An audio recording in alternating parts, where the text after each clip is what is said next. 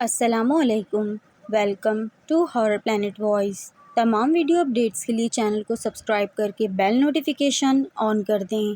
آئیے سنتے ہیں آج کی اپنی اس ایپیسوڈ میں ایسے خوفناک واقعات جسے سن کر آپ بھی خوف میں مبتلا ہو جائیں گے۔ لانڈھی، یہ نام تو کراچی کے رہنے والے لوگوں نے لازمی سنا ہوا ہوگا۔ تو یہ 2013 کی ایک سرد رات کا واقعہ ہے جب کراچی کے علاقے لانڈھی ہسپتال چورنگی کے قریب ایکسپورٹ پروسیسنگ زون میں واقع CSW کیشول اسپورٹس ویئر نامی فیکٹری ایک ایسی جگہ بن چکی تھی جہاں خوف اپنی پوری آب و تاب کے ساتھ راج کرتا تھا۔ یہ کہانی سچی ہے لیکن اس کی دہشت آپ کو راتوں رات جگائے رکھے گی۔ میرا کزن فیکٹری میں ملازم تھا۔ وہ رات کی شفٹ کے بعد جب گھر لوٹتا اس کی آنکھوں میں ایک عجیب سی پریشانی ہوتی۔ وہ بتاتا کہ فیکٹری کے اندر کچھ ٹھیک نہیں ہے۔ رات کے سناٹے میں مشینیں جو دن بھر کپڑوں کی سلائی کے لیے استعمال ہوتی تھیں خود بخود چلنے لگتی تھیں۔ ان کی گھن گھن کی آواز گونجتی اور پھر اچانک جیسے کوئی غیر مرئی ہاتھ انہیں روک دے تو وہ بند ہو جاتی۔ کبھی کبھار تو تیار شدہ کپڑوں کے ڈھیر جو رات کو پیک کیے جاتے صبح کھولنے پر خراب ملتے۔ ان پر عجیب سے سرخ دھبے ہوتے جو خون جیسے لگتے، لیکن کوئی نہیں جانتا تھا کہ یہ کہاں سے آتے تھے۔ رات کے وقت فیکٹری کے کوریڈورز میں عجیب سی آوازیں گونجتیں، کبھی کبھار تو بھاری قدموں کی چانپ، کبھی ہلکی سی ہنسی اور کبھی ایسی سرسراہٹ جیسے کوئی دیواروں کے پیچھے چھپ کر سانس لے رہا ہو۔ ملازمین میں خوف پھیل چکا تھا۔ کچھ نے تو نوکری چھوڑ دی، لیکن جن کے پاس کوئی اور راستہ نہ تھا وہ خاموشی سے کام کرتے رہے۔ فیکٹری کا مالک جو ایک سخت گیر آدمی تھا، ابتدا میں ان باتوں کو وہ افواہ سمجھتا رہا، لیکن جب ایک رات اس نے خود مشینوں کو بغیر بجلی کے چلتے اور بند ہوتے ہوئے دیکھا تو اس کا چہرہ زرد پڑ گیا۔ اس نے فوراً ہی ایک مشہور مولوی کو بلانے کا فیصلہ کیا۔ مولوی صاحب ایک چھٹی والے دن فیکٹری پہنچ گئے۔ ان کے ہاتھ میں ایک پرانا کتابچہ تھا اور وہ مسلسل کچھ بڑبڑا رہے تھے۔ انہوں نے فیکٹری کے ہر کونے کا معائنہ کیا، دعائیں پڑھیں اور کاغذوں پر لکھے تعویذ دیواروں پر چسپاں کیے۔ رات ہوتے ہی انہوں نے ایک دائرہ بنایا اور زور زور سے کلمات پڑھنے شروع کیے، لیکن جیسے ہی رات گہری ہوئی فیکٹری کے اندر سے ایک خوفناک آواز گونجی، جیسے کوئی بھاری چیز زمین پر گری ہو۔ مشینیں خود بخود چلنے لگیں اور پھر اچانک بند ہو گئیں۔ دیواروں پر سائے ناچنے لگے اور مولوی صاحب کے ہاتھ سے کتابچہ گر پڑا۔ وہ چیختے ہوئے بھاگے اور کہا، یہاں کچھ ایسی طاقت ہے جو ہمارے بس سے باہر ہے۔ اگلے دن جب سورج کی پہلی کرن فیکٹری کی کھڑکیوں سے چھن کر اندر آئی، کام دوبارہ شروع ہوا، لیکن فضا میں ایک عجیب سی خاموشی تھی۔ ہوا ٹھنڈی تھی اور ہر ملازم کے دل میں ایک بے نام خوف سمایا ہوا تھا۔ دن کے وقت بھی فیکٹری کے کوریڈورز میں عجیب سی سرسراہٹ سنائی دیتی تھی۔ کچھ لڑکیاں جو واش روم جانے کے لیے اٹھیں، وہاں پہنچی تو انہوں نے نل کھولا، پانی کی جگہ سرخ گاڑھا خون بہنے لگا۔ ان کی چیخیں فیکٹری کے ہر کونے میں گونج اٹھیں۔ واش روم کا دروازہ زور سے بند ہوا، جیسے کوئی اسے باہر سے دھکا دے رہا ہو۔ اندر موجود لڑکیاں خوف سے بے ہوش ہو کر گر پڑیں۔ اسی لمحے مین فلور پر افراتفری مچ گئی۔ مشینیں جو زمین پر مضبوطی سے جمی ہوئی تھیں ہوا میں اٹھنے لگیں اور زور زور سے گرنے لگیں۔ کچھ مشینیں خود چلتیں، پھر بند ہوتیں اور پھر دوبارہ چلنے لگتیں، جیسے کوئی انہیں کھیل بنا رہا ہو۔ دیواروں پر عجیب سے سائے ناچ رہے تھے اور کچھ ملازمین نے دیکھا کہ ایک عورت کی شکل کا سایہ کوریڈور کے آخر میں کھڑا ہے، لیکن جب وہ قریب گئے تو وہ غائب ہو چکا تھا۔ چیخیں، مشینوں کی آوازیں اور گرنے کی دھمک، سب ایک دوسرے میں آوازیں مل گئیں۔ کچھ لوگ جان بچا کر بھاگنے میں کامیاب ہوئے، لیکن بہت سے لوگ زخمی ہو چکے تھے۔ اسی افراتفری میں ایک لڑکی سلطانہ سامنے آئی۔ فیکٹری میں اس کے بارے میں افواہیں تھیں کہ وہ عجیب سی باتیں کرتی تھی، جیسے وہ کوئی ایسی چیز دیکھتی ہو جو دوسروں کو نظر نہ آتی۔ اس دن سب جب بھاگ رہے تھے تو سلطانہ وہیں کھڑی رہی۔ اس کی آنکھیں سرخ ہو گئی تھیں اور اس کا چہرہ ایک عجیب سی کیفیت میں تھا۔ وہ ہوا سے باتیں کر رہی تھی، جیسے کوئی اسے چیلنج کر رہا ہو۔ کچھ لوگوں نے دیکھا کہ اس کے ارد گرد ہوا جیسے گھوم رہی تھی اور مشینوں کی آوازیں اور بھی زیادہ بلند ہوئیں۔ فیکٹری کا آسیب اور سلطانہ کے درمیان ایک عجیب سی جنگ شروع ہو گئی۔ کسی طرح ملازمین کو باہر نکالا گیا، زخمیوں اور بے ہوش لوگوں کو ہسپتال پہنچایا گیا۔ مالک نے سعودی عرب سے مشہور عاملین کو بلایا۔ وہ رات بھر فیکٹری میں رہے، لیکن ان کا کہنا تھا کہ یہ آسیب اتنا طاقتور ہے کہ اسے قابو کرنا ناممکن ہو رہا ہے۔ آخرکار مالک نے فیکٹری کو بند کرنے کا فیصلہ کیا۔ آج برسوں بعد وہ فیکٹری ابھی تک ویران پڑی ہے۔ اس کے دروازوں پر زنگ لگ چکا ہے اور دیواریں ٹوٹ پھوٹ کا شکار ہیں۔ آس پاس کے لوگ بتاتے ہیں کہ رات کے وقت وہاں سے عجیب آوازیں آتی ہیں، کچھ بلیوں کے رونے کی آواز، کبھی مشینوں کے خود چلنے اور بند ہونے کی گھن گھن، اور کبھی ایک عورت کی ہلکی سی ہنسی جو سن کر تو دل دہل جاتا ہے۔ کچھ لوگوں کا کہنا ہے کہ سلطانہ اب بھی وہاں موجود ہے، اسی آسیب کے ساتھ جو کبھی اس فیکٹری کو چھوڑنے والا نہیں۔ لانڈھی کے رہنے والے اس فیکٹری سے بخوبی واقف ہوں گے۔ اسی کے ساتھ بڑھتے ہیں آج کے اپنے دوسرے واقعے کی طرف۔ یہ فالوور ہمیں لکھتی ہیں کہ میں تمہیں اپنا ایک خوفناک سفر کے بارے میں بتانا چاہتی ہوں۔ یہ لاہور کا ایک عام سفر تھا جو میری دوست اور میں نے مہینوں پہلے منصوبہ بندی کی تھی۔ تاریخی مقامات، کھانے کی گلیاں اور شہر کی رونق۔ ہم نے ایک ہوٹل بک کروایا، زیادہ فینسی نہیں، بس ایک آرام دہ جگہ تھی تاکہ ہم لمبے دنوں کی تلاش کے بعد آرام کر سکیں۔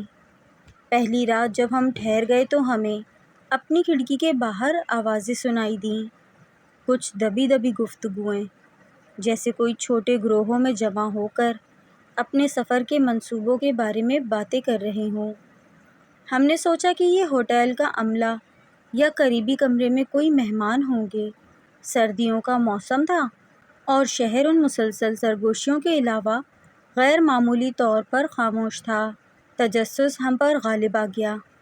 ہم نے کھڑکی کھولی اور یہ سوچ کر کہ کوئی مصروف راہداری یا مشترکہ علاقہ ہوگا، لیکن جو کچھ ہم نے دیکھا اس نے ہمیں سردی سے جما دیا۔ باہر کچھ نہیں تھا، صرف ایک نامکمل عمارت، تاریک اور ویران، چاروں طرف خالی پن، کوئی لوگ نہیں، آوازوں کا کوئی ذریعہ نہیں۔ پھر بھی ہم نے اسے عقلی طور پر سمجھنے کی کوشش کی کہ شاید آواز ٹھنڈی ہوا میں عجیب طرح سے سفر کرتی ہو، شاید وہاں عملے کا کوئی لاؤنج تھا جو ہم نہیں دیکھ سکتے تھے۔ لیکن اگلی رات وہی آوازیں دوبارہ آنے لگیں، اور اس بار وہ خوفناک حد تک جانی پہچانی تھیں۔ وہ جگہوں کے بارے میں بات کر رہی تھیں، خاص طور پر ان جگہوں کے بارے میں جہاں میں اور میری دوست نے اگلے دن جانے کا منصوبہ بنایا تھا۔ ایسا محسوس ہوا جیسے ہم کسی ایسی گفتگو کو سن رہے ہیں جو ہم نے کبھی نہیں کی تھی۔ ماخذ تلاش کرنے کے لیے ہم پرعزم ہو کر اپنے کمرے سے باہر نکلے۔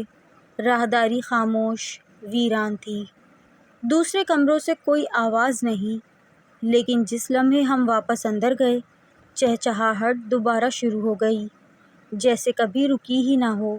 ہم نے غور سے سننے کی کوشش کی، آوازیں معمول کی لگ رہی تھیں، عام سی، لیکن پھر بھی وہ ہمارے سفر کے پروگرام کے بارے میں بات کر رہی تھیں، گویا اس کی پیشن گوئی کر رہی ہوں۔ ایک رات انہوں نے لاہور قلعے کے بارے میں بات کی، بھوتوں کی جگہوں، خفیہ گزرگاہوں، شیش محل کی پراسرار خوبصورتی، اور اگلے دن جیسے مجبور ہو کر ہم وہاں چلے گئے۔ ہم نے وہاں بہت بڑے ہال میں گھوم پھر کر دیکھا، صدیوں پرانی فن تعمیر پر حیران ہوئے، اور محض تجسس کے باعث ممنوعہ علاقوں میں گھس گئے۔ مجھے یاد ہے کہ میں شیش محل میں کھڑی تھی، آئینے کے عکس میں مغلوب تھی۔ ہوا تاریخ سے بھری ہوئی اور ایک لمحے کی ترنگ میں نے ہلکا چنچل کتھک رقص کیا، اپنی ہی بے وقوفی پر ہنستی ہوئی، کیونکہ مجھے کتھک بہت پسند ہے۔ یہ سب سے شاندار جگہ تھی جہاں میں رقص کر سکتی تھی اور میں بہت خوش تھی۔ میری دوست نے میرے لیے رقص کا ریکارڈ بھی کیا۔ اس رات چیزوں نے ایک خوفناک موڑ لیا۔ میں ایک عجیب سی کیفیت میں بیدار ہو گئی۔ میرے ذہن میں ایک دھن ہلکے سے بج رہی تھی، وہی جس پر میں نے رقص کیا تھا، اور پھر مجھے احساس ہوا کہ میں صرف یاد نہیں کر رہی، میں حرکت بھی کر رہی ہوں۔ میرے پاؤں فرش پر اسی انداز میں پھسل رہے تھے، میرا جسم بے اختیار جھول رہا تھا، میرا خود پر کوئی اختیار نہ تھا۔ میں نے رکنے کی کوشش کی، لیکن ایسا لگا جیسے کوئی اور مجھے رہنمائی کر رہا ہو۔ میری دوست سوئی ہوئی بے خبر، اور پھر میں نے اسے سنا، وہی آوازیں، پہلے سے کہیں زیادہ واضح۔ رقص خوبصورت تھا، ایک نے بڑبڑایا، لیکن مناسب لباس کے ساتھ تو یہ بہتر ہوتا۔ میرے جسم میں ایک سنسنی دوڑ گئی، میں اکیلی نہیں تھی، اور بس یہی بات تھی کہ میں نے اپنی دوست کو جھنجھوڑ کر جگایا۔ میرا دل زور زور سے دھڑک رہا تھا۔ ہم نے اسی رات اپنا سامان باندھا اور ہوٹل چھوڑ کر کوئی وضاحت نہیں، پیچھے مڑ کر نہیں دیکھا۔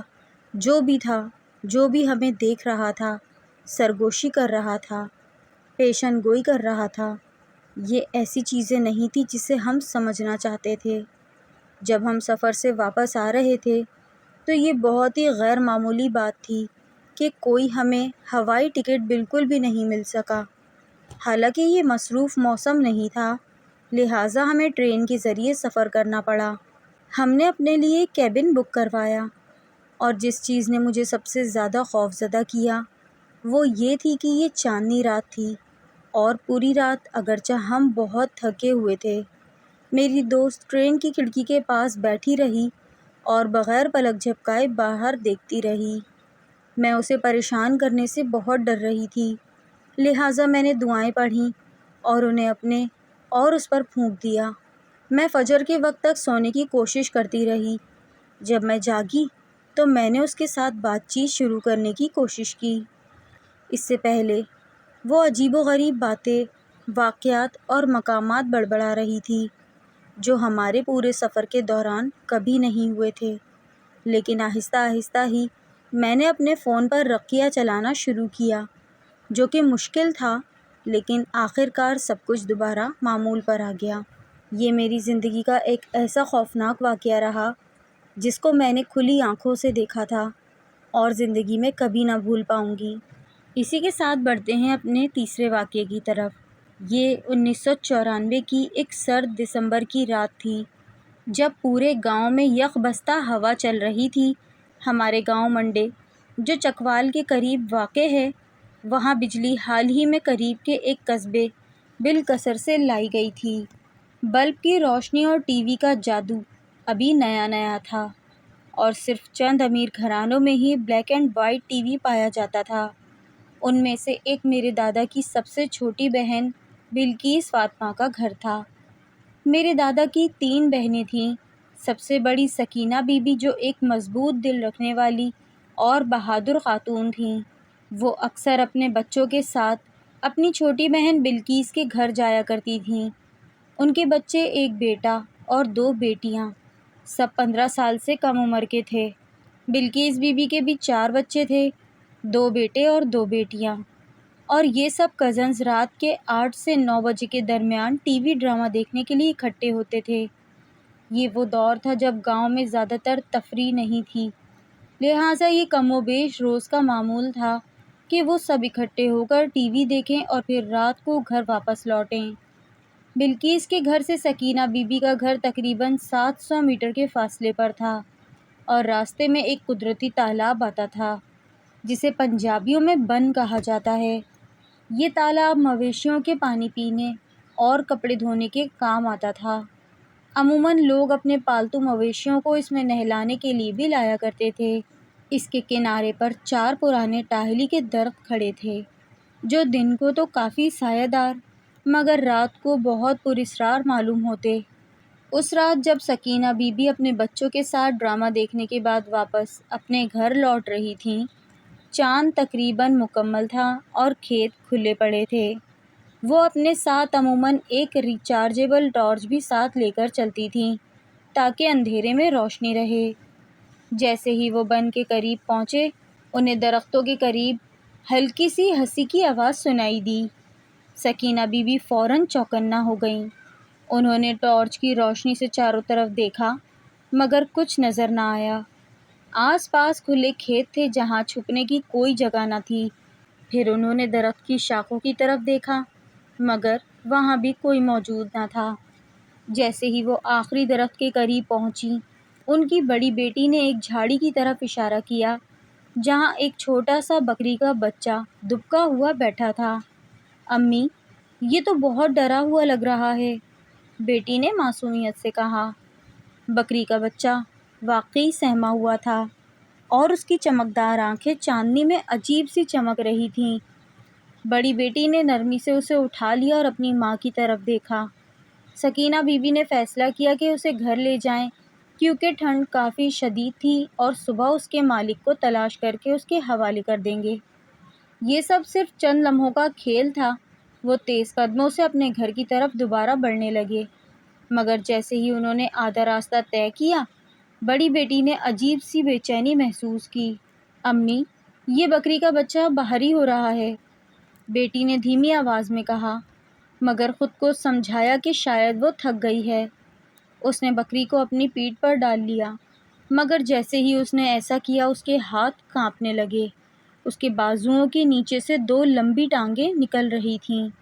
وہ زمین تک پہنچنے لگی تھیں۔